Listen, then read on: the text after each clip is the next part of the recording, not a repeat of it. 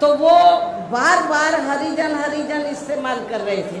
तो हम तो हरि का मतलब ईश्वर, हम तो ईश्वर की औलाद होगी, तो बाकी लोग क्या शैतान की औलाद है?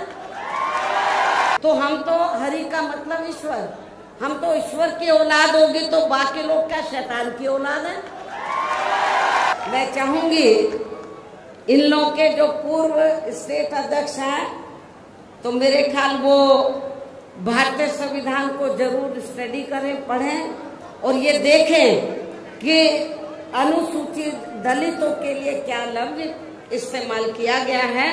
तो मुझे क्या लगता है, ये बाबा साहब के बारे में इनको जानकारी है, लेकिन ये भी जानकारी लेनी चाहिए कि SC ST के लिए क्या लफ्ज इस्तेमाल किया गया है।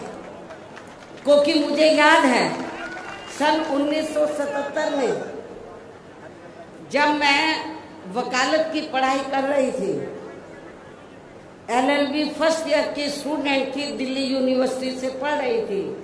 1977 में जनता पार्टी की सरकार बनी और इन्होंने वोट क्या कह के लिया था कि हम स्वर्गीय श्री बाबू जगजीवन राम जी को देश का प्रधानमंत्री बनाएंगे, जिसको कांग्रेस ने नहीं बनाया।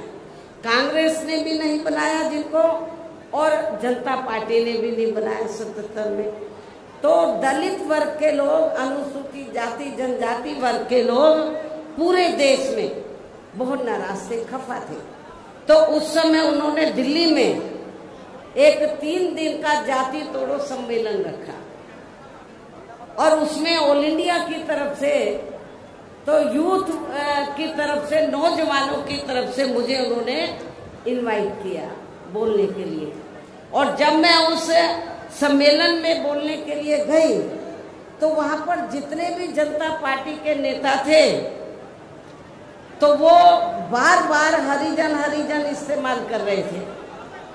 तो मैंने उनको कहा कि एक तरफ तो आप जाति तोड़ने की बात कर रहे हैं और दूसरी तरफ आप हरिजन कह रहे हैं। यदि हम इसको पॉजिटिव सेंस में ले, तो हम तो हरि का मतलब ईश्वर, हम तो ईश्वर की औलाद होगी, तो बाकी लोग क्या शैतान की औलाद है? ये मैंने 1977 में जब मुझे उन्होंने ऑल इंडिया की तरफ से इनवाइट किया, तो ये मैंने वहां पर बोला था।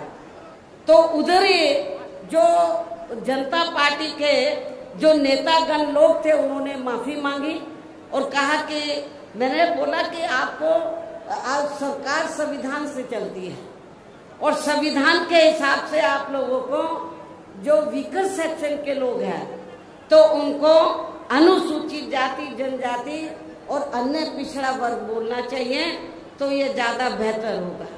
उनको रियलाइज करना पड़ा और ये कहना पड़ा कि बहन जी जो बोल रही है वो सही बोल रही है।